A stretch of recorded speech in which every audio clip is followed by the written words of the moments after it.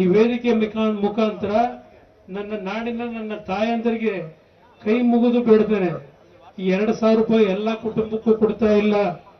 ಚುನಾವಣೆಗಳು ಘೋಷಣೆ ಆದಾಗ, ಉಪಚುನಾವಣೆಗಳು ಘೋಷಣೆ ಆದಾಗ ಕೊಟ್ಟರು 3 ತಾಲೂಕಿನಲ್ಲಿ. ಎಲ್ಲ ಭಾಗದಲ್ಲಿ ಪ್ರತಿ ತಿಂಗಳು ಇವರು ಕೊಡ್ತಕ್ಕಂಥ ಕೆಲಸ ಮಾಡಲಿಲ್ಲ. ಇವತ್ತು ಸಹ ಅದು ನಡೀತಾ ಇಲ್ಲ. ಇವತ್ತು ಹೇಳಿದ್ದಾರೆ 5 ಗ್ಯಾರಂಟಿ ಕೊಟ್ಟಿದ್ದೇವೆ ಅಂತ ಹೇಳಿ ವಿದ್ಯುತ್ ಶಕ್ತಿಯ ಬೆಲೆಯನ್ನ ಇವತ್ತು ಎಲ್ಲಿಗೆ ಏರಿಕೆ ಮಾಡಿದ್ದಾರೆ. ಒಂದು ಕಡೆ ನಿಮಗೆ ಪುಕ್ಕಟ್ಟೆ ವಿದ್ಯುತ್ ಶಕ್ತಿ ಅಂದ್ರು, ಇನ್ನೊಂದು ಕಡೆ ವಿದ್ಯುತ್ ಶಕ್ತಿಯ ಬೆಲೆಯನ್ನ ಯಾವ ಮಟ್ಟಿಗೆ ಏರಿಕೆ ಮಾಡಿದ್ದಾರೆ ಇದೆಲ್ಲ ನೋಡ್ತಾ ಇದ್ದೆ. ಅದ್ರ ಜೊತೆಗೆ ಅಭಿವೃದ್ಧಿಗಳಿಲ್ಲ.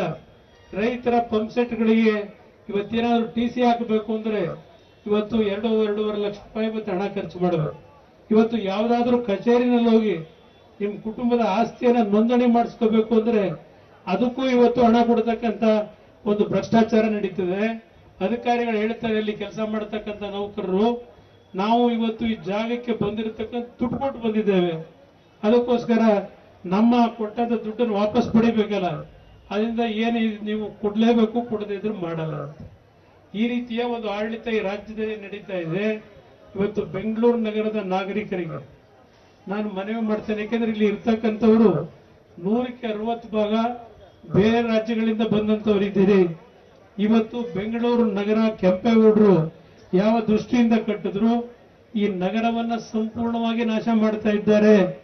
ಯಾವ ಅಭಿವೃದ್ಧಿ ಕೆಲಸಗಳಾಗಿದೆ. ನನ್ನ ತಾಯಂದಿರು, ಇವತ್ತು ನಮ್ಮ ಕಾರ್ಯಕರ್ತರುಗಳು ಕೆಲವರು ಇದ್ದೀರಿ. ಇವತ್ತು ನೀವೆಲ್ಲ ಪ್ರತಿ ಮನೆಗೆ ಹೋಗಿ ನನ್ನ ಕಾರ್ಯಕರ್ತ ಬಂಧುಗಳಿಗೆ ಮನವಿ ಮಾಡ್ತಾರೆ, ಈ ಸರ್ಕಾರದ ಭ್ರಷ್ಟ ವ್ಯವಸ್ಥೆ ಎಲ್ಲಿಗೆ ಹೋಗಿದೆ ಇವತ್ತು ತಾವು ಅರ್ಥ ಮಾಡ್ಕೋಬೇಕಾಗ್ತದೆ. ನನ್ನ ಮೇಲೆ ಒಂದು ಅಪಾದನೆ ಮಾಡ್ಕೊಂಡು 12-13 ವರ್ಷಗಳಿಂದ ನನ್ನ ಬಾಯಿ ಮುಚ್ಚಿಸ್ಲಿಕ್ಕೆ ಇವತ್ತು ನಮ್ಮ ಜೊತೆ ಮಿತ್ರ ಪಕ್ಷ ಇದೆ. ಆ ಪಕ್ಷದವು ಆ ಸಂದರ್ಭದಲ್ಲಿ ಹಾಕಿರ್ತಕ್ಕಂಥ 1-2 ಕೇಸನ್ನು ಇನ್ನೂ ಜೀವಂತ ಇಟ್ಟುಕೊಂಡಿದ್ದಾರೆ. ಅದರಲ್ಲಿ ಏನೂ ಇಲ್ಲ. ಇವತ್ತು ಈ ನಾಡಿನ ಜನತೆಗೆ ಈ ವೇದಿಕೆಯ ಮುಖಾಂತರ ಹೇಳ್ತೇನೆ, 2 ಅವಧಿಯಲ್ಲಿ ನಾನು ಮುಖ್ಯಮಂತ್ರಿಯಾಗಿ ಮೈತ್ರಿ ಸರ್ಕಾರದಲ್ಲಿ ಕೆಲಸವನ್ನು ಮಾಡಿದಾಗ ಈ ನಾಡಿಗೆ ನಾನು ಎಂದೂ ದ್ರೋಹ ಮಾಡಿಲ್ಲ. ಇವತ್ತು ಪ್ರಾಮಾಣಿಕವಾಗಿ ದಿನಕ್ಕೆ 20 ಗಂಟೆ ಕೆಲಸ ಮಾಡಿ ಈ ನಾಡಿನಲ್ಲಿ ಹಲವಾರು ಜನಪರವಾದಂಥ ಯೋಜನೆಗಳನ್ನ ಈ ರಾಜ್ಯದಲ್ಲಿ ನಾನು ಅನುಷ್ಠಾನಕ್ಕೆ ತಂದಿದ್ದೇನೆ. ಇವತ್ತು ಯಾರ ಮೇಲೆ ತೆರಿಗೆ ವಿಧಿಸಲಿಲ್ಲ. ನಾನು 2 ಬಾರಿ ಮುಖ್ಯಮಂತ್ರಿಯಾಗಿ ಕೆಲಸ ಮಾಡಿದಾಗ ಇವತ್ತು ನಮ್ಮ ರಾಜ್ಯದಲ್ಲಿ ಈ ಸರ್ಕಾರ ಮಾಡಿರ್ತಕ್ಕಂಥ ಸಾಲ ಈಗ 7,85,000 ಕೋಟಿ, 7,95,000 ಕೋಟಿ. ಈ ಸರ್ಕಾರ ಇನ್ನು 2 ವರ್ಷ ಮುಂದುವರೆದರೆ 10 ಲಕ್ಷ ಕೋಟಿಗೆ ಸಾಲದ ಹೊರೆಯನ್ನು ನಿಮ್ಮ ತಲೆಗೆ ಕಟ್ತಾರೆ.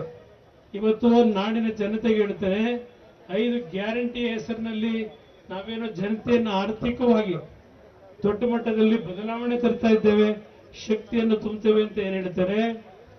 ಇವತ್ತು ಸಹ ನನ್ನ ಮನೆ ಹತ್ರ ಬರ್ತಕ್ಕಂಥ ಹಲವಾರು ಕುಟುಂಬದ ಬಡ ಕುಟುಂಬದ ತಾಯಂದ್ರು ಸಣ್ಣ ಸಣ್ಣ ಮಕ್ಕಳನ್ನ ಕರ್ಕೊಂಡ್ ಬರ್ತಾರೆ.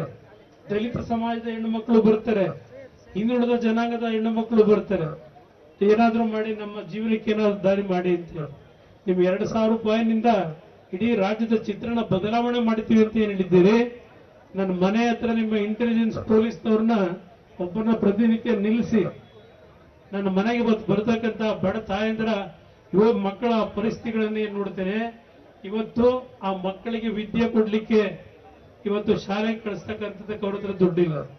ಮನೆಯಲ್ಲಿ ಇವತ್ತು 2 ಹೊತ್ತಿನ ಊಟಕ್ಕೆ ದುಡ್ಡಿಲ್ಲ. ಈ ರೀತಿಯ ಪರಿಸ್ಥಿತಿಯಲ್ಲಿ ಇದ್ದಾರೆ. ಇವತ್ತು ಏನೋ ಒಂದು ಡಿಸ್ಕಷನ್ ನಡೀತಾ ಇತ್ತು, ಶಾಲಾ ಮಕ್ಕಳನ್ನ ಕರ್ಕೊಂಡು ಹೋಗ್ತಕ್ಕಂಥ ವಾಹನಗಳ ಬೆಲೆ ಏರಿಕೆ ಮಾಡಿರ್ತಕ್ಕಂಥದ್ದು. ನಾಗರಿಕರು ಹೇಳ್ತಾ ಇದ್ರು, ಒಂದು ಕಡೆ ಪ್ರತಿ ವರ್ಷ 1.5 ಲಕ್ಷ ನಾವು ಕಟ್ಟಬೇಕು, ಇನ್ನೊಂದು ಕಡೆ ಈ ರೀತಿ ಬೆಲೆ ಏರಿಕೆ ಮಾಡಿದ್ರೆ ನಾವು ಎಲ್ಲಿಂದ ನಾವು ನಮ್ಮ ಮಕ್ಕಳಿಗೆ ವಿದ್ಯೆ ಕೊಡೋದು. ಸಣ್ಣ ಪುಟ್ಟ ಆಟೋ ಡ್ರೈವರ್ಗಳು, ಕೂಲಿ ಕೆಲಸ ಮಾಡೋರು ಇವತ್ತು ಸರ್ಕಾರದ ಶಾಲೆಗಳಿಗೆ ಕಳಿಸ್ಲಿಕ್ಕೆ ಹಿಂದೆ ಮುಂದೆ ನೋಡುತ್ತಾರೆ. ಇವತ್ತು ಎಲ್ಲರೂ ಆ ತಂದೆ ತಾಯಿದ್ರು ಸಹ ನನ್ನ ಮಕ್ಕಳು ಏನಾದರೂ ಜೀವನದಲ್ಲಿ ದೊಡ್ಡ ಮಟ್ಟದಲ್ಲಿ ಬದುಕಲಿ ಅಂತೇಳಿ ಸಾಲ ಸೋಲ ಮಾಡಿ ಇವತ್ತು ಆ ಒಂದು ಖಾಸಗಿ ಶಾಲೆಗಳಿಗೆ ಸೇರಿಸ್ತಾರೆ. ಆದರೆ ಇವತ್ತು ಅವ್ರ ಕುಟುಂಬದ ಪರಿಸ್ಥಿತಿಗಳು, ಅವರು ಪ್ರತಿನಿತ್ಯ ದುಡಿಮೆ ಎಲ್ಲಿಗೆ ಇವತ್ತು ಕೊಡಬೇಕು ಅಂತಕ್ಕಂಥ ಕಷ್ಟವನ್ನ ಎದುರಿಸ್ತಿರ್ತಕ್ಕಂಥ ನೋಡ್ತಾ ಇದ್ದಾರೆ.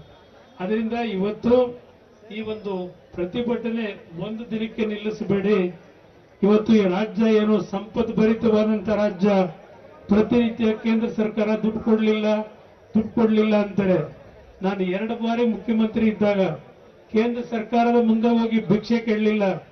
ರೈತರ 25,000 ಕೋಟಿ ಸಾಲ ಮನ್ನಾ ಮಾಡಿದಾಗ ನೀವು ಕೊಟ್ಟಂತ ನಿಮ್ಮ ತೆರಿಗೆ ಹಣ, ನಿಮ್ಮ ಹಣವನ್ನು ನಿಮಗೆ ಕೊಟ್ಟಿದ್ದೇನೆ ರಾಜ್ಯದ ಜನತೆಗೆ.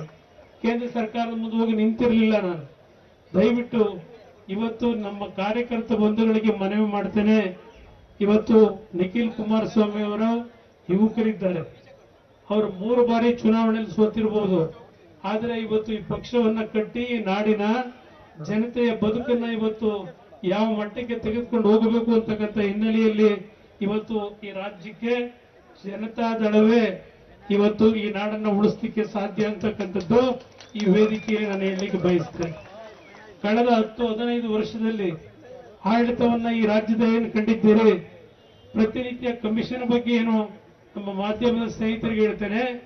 ನಾನು ಮುಖ್ಯಮಂತ್ರಿ ಆದಂತ ಅವಧಿಯಲ್ಲಿ ಯಾವನಾದರೂ ಗುತ್ತಿಗೆದಾರರಿಗೆ ಹಿಂಸೆ ಕೊಟ್ಟಿದ್ರೆ, ಇಲ್ಲ ಗುತ್ತಿಗೆದಾರರ ಒಂದು ಹಣವನ್ನ LOCನ ರಿಲೀಸ್ ಮಾಡಬೇಕಾದ್ರೆ ಸಣ್ಣ ಪುಟ್ಟ ಒಂದು ದೋಷಕ್ಕೆ ಅವಕಾಶ ಕೊಟ್ಟಿದ್ರೆ ಯಾರು ಬೇಕಾದ್ರೂ ನನ್ನ ಮುಂದೆ ಬಂದು ಹೇಳಬಹುದು. 40% ಕಮಿಷನ್ ಅಂತ ಬಿಜೆಪಿ ಮೇಲೆ ಹೇಳ್ತಾರೆ. ಈಗ ಗುತ್ತಿಗೆದಾರರೇ ಹೇಳ್ತಾ ಇದ್ದಾರೆ ಬಿಜೆಪಿ ಸರ್ಕಾರವೇ ಪರವಾಗಿರ್ಲಿಲ್ಲ ಅಂತ.